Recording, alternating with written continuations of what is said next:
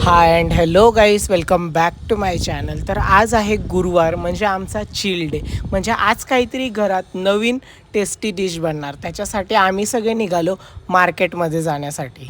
मग आम्ही पोचलो बालाजी स्वीट्स होममध्ये. बालाजी स्वीट्स होममध्ये सगळ्या प्रकारचे स्वीट्स एकदम ताजे आणि फ्रेश मिळतात.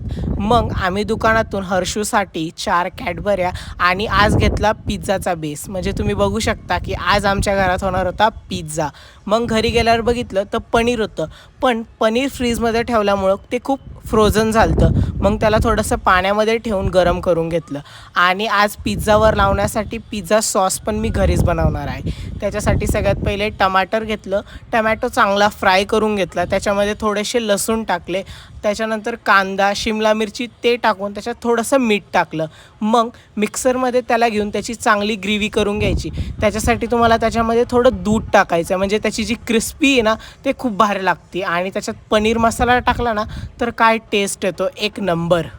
मग पिझ्झा टॉपिंग्स तर खूपच महत्त्वाची गोष्ट आहे, त्याच्याशिवाय तर पिझ्झाला टेस्टच येत नाही. त्याच्यासाठी मी घेतलेले ऑनियन, टमॅटो, पनीर आणि शिमला मिरची. आणि पॅकेटमधून एक पिझ्झाचा बेस घेतला, त्याच्यावर सगळ्यात पहिले घरी बनवलेली होममेड पिझ्झाचा सॉस लावला.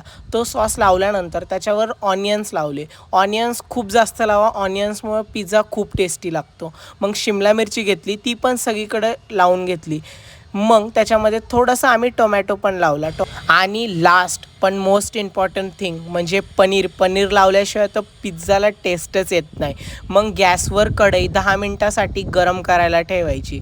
मग कढईमध्ये तो पिझ्झा ठेवायचा. 10 ते 15 मिनटात पिझ्झा एकदम छान रेडी होतो. पिझ्झा काय भारी झालता, एक नंबर पिझ्झा होता. आणि त्याच्यावर तुम्हाला जो मसाला आवडेल तुम्ही तो टाका, पिझ्झा एकदम भारी. मग हर्षूची मस्ती बघा. हर्षू म्हण, हर्षू हर्षू हर्षू बोल ना.